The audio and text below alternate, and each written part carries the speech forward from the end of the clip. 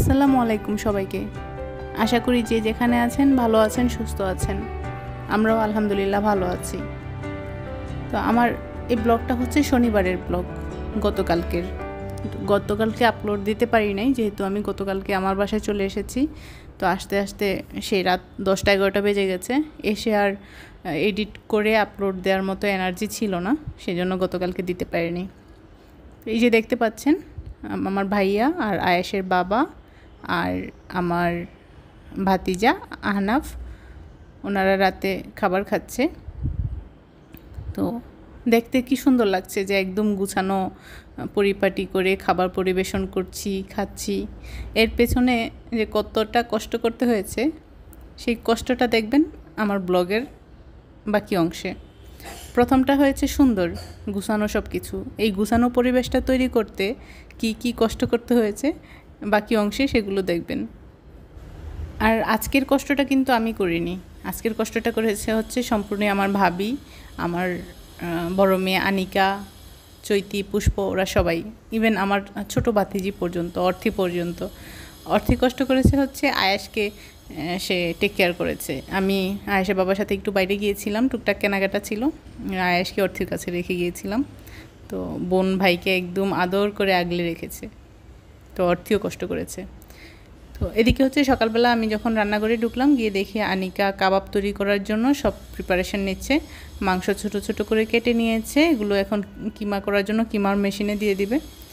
আর মশলা একটু টেলে, কি মশলা যেন আছে এখানে, টেলে এখন গুঁড়ো করে নিচ্ছে। ওর করা কাবাবের রেসিপিটা খুব টেস্টি হয়েছিল, সবাই প্রশংসা করেছে খেয়ে। নিজেদের মেয়ে বলে না, আসলে আমাদের মেয়েগুলা খুব গুণী। যদিও পুষ্প মানে আমাদের মেজ মেয়ে আমার মতো একটু আলসামু করে মাঝে মাঝে, বাট ও খুব গুণী। ও হচ্ছে যে কোনো কিছু সাজিয়ে রাখা, ডেকোরেশন, এই কাজগুলো খুব ভালো পারে। তো ওর কাজও আছে।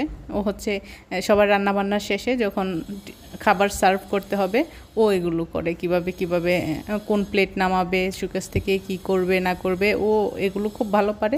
সেজন্য ওইটা ওর ডিপার্টমেন্ট, গুছানো গাছানো সাজানো। আর আনিকা হচ্ছে এদিকে মাংসের কিমা করে নিচ্ছে। ওর আজকের যে কাবাবটা, সেটার সাথে সুতি কাবাব নামে একটা কাবাব আছে না, সেটার টেস্টের মিল আছে দেখলাম, যে খেতে প্রায় টেস্টটা সিমিলার মনে হলো আমার কাছে আর কি। তো ভালো ছিল, প্রথমবার ট্রাই করেছে, সে তুলনায় তো একদম অনেক ভালো ছিল। সবাই যে খেয়েছে, ভাইয়া প্রশংসা করেছে, আয়েশের বাবা প্রশংসা করেছে, সবাই বলেছে যে খুব ভালো হয়েছে।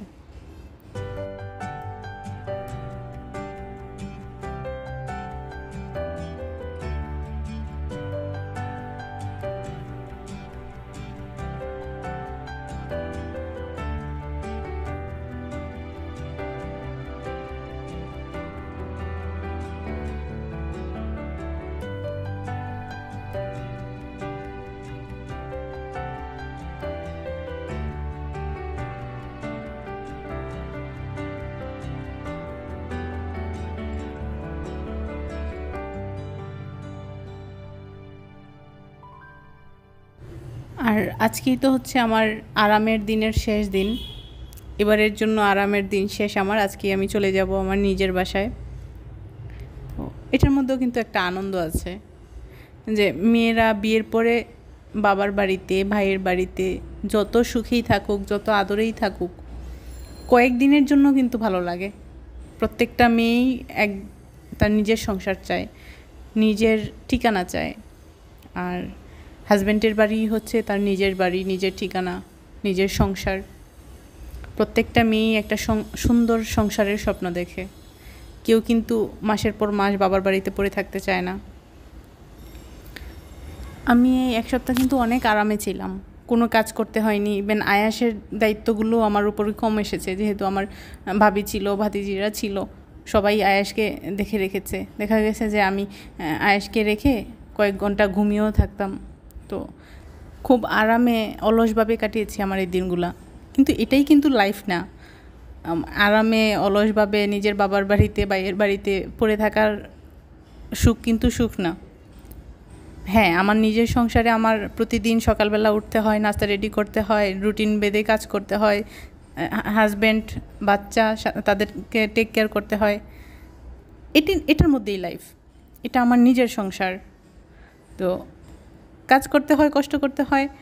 যতই বলি যে আরাম, এটা সেটা, আরাম এক সপ্তাহের জন্যই ভালো লাগে, 15 দিনের জন্যই ভালো লাগে, কিন্তু ওই মাসের পর মাস কিন্তু ভালো লাগে না।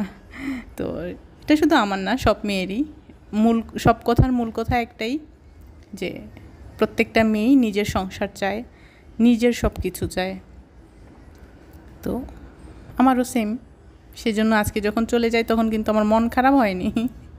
এটা তো আর নতুন না, বা আমার তো বয়সও কম না যে মন খারাপ হবে। তো মন খারাপ হয়নি, আমি জানি এটাই বাস্তবতা। আমি এখন আমার সংসার কিন্তু আমি ছাড়া অচল। দেখা গেছে যে এই যে এক সপ্তাহ আমি ছিলাম না, আমি রান্না করে দিয়ে এসেছি, আয়েশের বাবা ওইগুলো দিয়েই খেয়েছে। কিভাবে কি করেছে না করেছে জানি না। আমি গেলে দেখা যাবে যে আমার পুরা ঘর অগোছানো। তো আমি গেলে আমার ঘর আবার নতুন করে আমি সুন্দর করে গুছাবো। তো এই যে আমি ছাড়া আমার সংসার অচল, এই ফিলিংসটাই কিন্তু খুব খুব আনন্দের। যে একটা মানুষ, তার হাজব্যান্ডরা বিশেষ করে, যে সে বিয়ে করে একটা মেয়েকে নিয়ে আসে এবং তার সংসারের সব দায়িত্ব ওই মেয়েটাকে দিয়ে দেয়।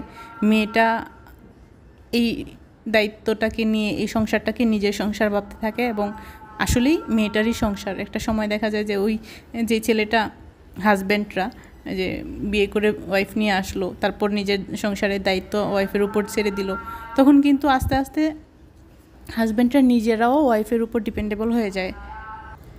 আর হাজব্যান্ড সহ শ্বশুরবাড়ির সবাই যদি কোনো বউয়ের উপর ডিপেন্ডেবল হয়ে যায়, তো তাকে তাদের লাইফের একটা পার্ট মনে করে, খুব ইম্পর্ট্যান্ট কিছু মনে করে, তখন কিন্তু মেয়েটা সংসারটাকে আপন করে নিতে বেশি সময় লাগে না। আর তখন দেখা যায় যে অনেক সুখের জায়গা ছেড়েও মেয়েটা নিজের জায়গায় চলে আসতে চায়, এটাকেই সে নিজের জায়গা মনে করে।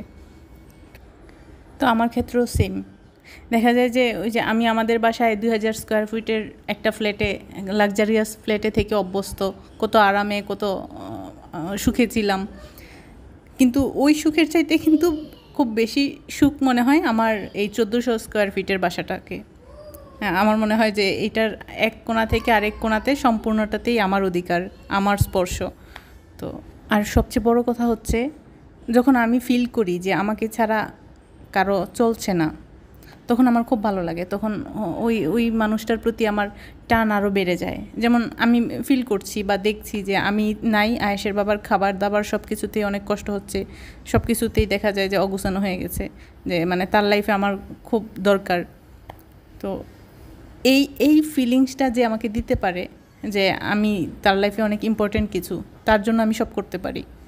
আবার যদি দেখতাম যে না, আমি নাই, তো আমার বাচ্চার বাবা খুব আরামে আছে, খুব শান্তিতে আছে, সে বিন্দাস বলছে যে তুমি থাকলেও যেই না থাকলেও সেই কোনো প্রবলেম নাই, তুমি না থাকলেও আমার কোনো সমস্যা নাই, এইভাবে যদি বলতো বা এই ফিলিংসটা যদি আমাকে দিত, তখন কিন্তু আবার ওর জন্য আমার টান থাকতো না, বা আর ফিরে আসার যেই টানটা ওইটা ক্রিয়েট হতো না। তো সব পাখি যেমন বেলা শেষে নিরে ফিরে যায়, তেমন আমিও এবার এক সপ্তাহ বেড়ানোর পরে নিজের নিরে ফিরে যাব। তো যাই হোক, অনেক কথা বলেছি। আর এখন দেখতে পাচ্ছেন এটা হচ্ছে নিউ মার্কেট। ওই দিন তো গিয়েছিলাম বোনের সাথে, কোনো কেনাকাটা করিনি। মার্কেটে যাওয়ার পরে একটু অসুস্থও ফিল করছিলাম। আর যেহেতু আয়েশের বাবাকে সাথে নিয়ে আসবো, আমি আবার সব সময় সাথে এটিএম বুথ নিয়ে যে শপিং করতে পছন্দ করি। সেজন্য আজকে সাথে এটিএম বুথ নিয়ে আসছি, কারণ ওই দিন যদি আমি শপিং করতাম আমার মানি ব্যাগ থেকে মানি চলে যেত। তো আমি আজকে পুরো এটিএম বুথটা সাথে নিয়ে আসছি, আজকে নিজের মন মতো শপিং করব। তো আয়েশের বাবা আমাকে বলছিল যে তোমাকে টাকা দিয়ে দিলাম কেনাকাটা করার জন্য, তো তুমি ওই দিন করলা না কেন? তো আজকে আবার বের হতে হলো। তো আমি আবার বলছিলাম যে যেই টাকা তুমি আমাকে কেনাকাটা করতে দিয়েছো ওইগুলো আমার ব্যাগের মধ্যে গুম পাড়িয়ে রেখেছি, ওইগুলো খরচ করতে ইচ্ছে করে না। আমার সরাসরি এটিএম বুথ থেকে খরচ করতে ইচ্ছে করে। যাই হোক, টুকটাক কিছু কেনাকাটা করেছি, আরও কিছু বাকি আছে, খুব দরকারি কিছু বাকি আছে। তো ওগুলো কেনার সময় পাইনি, যেমন গরমে খুব গরম ছিল, আয়েশের বাবাও গরমে অস্থির হয়ে গিয়েছিল, আমারও খুব গরম লাগছিল, সেজন্য আর বাকিগুলো কিনিনি, অন্য আরেকদিন যাব। তো বাসায় এসে দেখি যে আনিকা কাবাব বানিয়ে ফেলেছে। তা আমি আবার ওকে বলে গিয়েছিলাম যে একটু রেখো তো, আমি একটু ভিডিও করব তোমার কাবাব বানানোটা। তো এসে যতদূর দেখেছি ততটুকু রেকর্ড করেছি। আর এদিক দিয়ে ভাবি হচ্ছে ফ্রাই বাজতেছে। আর আজকে ভাবি অনেকগুলো আইটেম করেছে। যদিও আমি বলেছি যে এত আইটেম করতে হবে না, কারণ আয়েশের বাবা আবার তত খেতে পছন্দ করে না। আমরা যেরকম খেতে পছন্দ করি, কিন্তু উনি হচ্ছে তত খেতে পছন্দ করে না। এই একটু খায়, হ্যাঁ, দু একটা আইটেম থেকে একটু খাবে, যেটা ভালো লাগবে সেটা খাবে একটু, যেটা ভালো লাগবে সেটা আবার খুব বেশি খায় না, অল্প একটু খায়। উনি খাবার ব্যাপারে আবার খুব কম খায়। আমরা তো খাবার ব্যাপারে মন খুলে খাই, এটা মন খুলে খাওয়ার মধ্যে শান্তি আছে। তো এটা উনি বুঝবে না, উনি আবার অল্প অল্প খায়।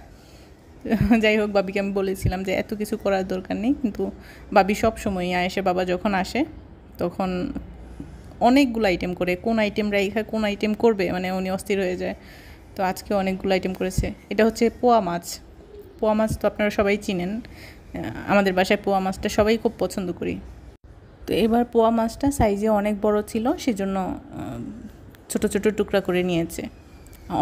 মোটামুটি মিডিয়াম সাইজের যদি হতো তাহলে আস্ত ফ্রাই করতো, কিন্তু যেহেতু অনেক বড় সেজন্য টুকরা করে নিয়েছে, যাতে ভিতরে মশলাটা ভালোভাবে যায়।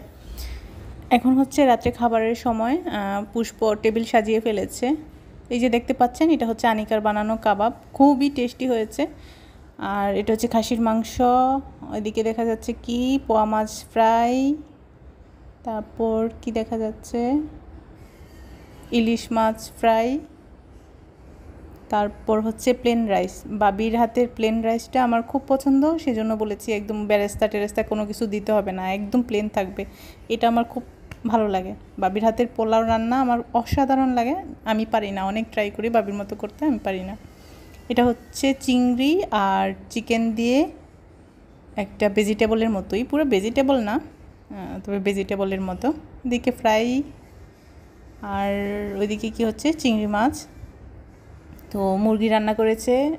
তো আয়েশার বাবা আবার মুরগি পছন্দ করে না, মুরগির রোস্ট খেতে পছন্দ করে না। তো আমি ওর বললাম যে রোস্ট রান্না করার দরকার নেই। তো বাবি জাল মুরগি রান্না করেছে, সেটা এখনও টেবিলে আনেনি, টেবিলে জায়গা হচ্ছে না। আমি আবার বাবিকে বলছিলাম যে আয়েশার বাবা মুরগিটা তত একটা পছন্দ করে না, মুরগি দেওয়ার দরকার নেই। তো আমি আবার যাওয়ার সময় সব সময়ই আমি যখন আমার বাসায় যাই তখন ভাবি একদম খাবার দাবার সব কিছু প্যাক করে সাথে দিয়ে দেয়। আর দিয়ে দিলে আমার সুবিধা হয় কি, আমার যে আর পরের দিন একদম তাড়াহুড়া করে রান্না করতে হয় না। যেমন এই যে আজকে আমি রাতে খেয়ে যাচ্ছি, দেখা যাবে কালকে দুপুরবেলা আমার রান্না করতে হবে না, বাবির সাথে খাবার দিয়ে দিবে। তো ওই খাবার দিয়ে আমার দুপুরবেলা হয়ে যাবে, তারপরে আমি আস্তে ধীরে নিজে রান্নার প্রিপারেশন নেব। এই নিয়ে যাওয়ার ব্যাপারটা নতুন না, আমি সব সময় যখন আমি আমার নিজের বাসায় চলে আসি তখন ভাবি দেখা যায় যে আমার সাথে খাবার দিয়ে দেয় পরবর্তী আরও এক বেলার। ইভেন ভাবি শুধু একা না, বোনদের বাসায় গেলে বোনরাও সেম কাজটাই করে। তো এই যে সাথে করে খাবার নিয়ে আসার ব্যাপারটাতে আয়েশের বাবা মাঝে মাঝে বিরক্ত হয়ে যায়, বলে যে তুমি খেয়ে আসতেছো, আমরা সবাই খেয়ে আসতেছি, তারপর আবার খাবার দিয়ে দিতে হবে কেন, নিয়ে আসো কেন? তখন আমি বলি যে দিয়ে দিলে তো ভালোই হয়, আমার রান্না করতে হয় না পরের বেলা। তো আজকের জন্য এখানেই শেষ করে দিচ্ছি। আল্লাহ হাফেজ।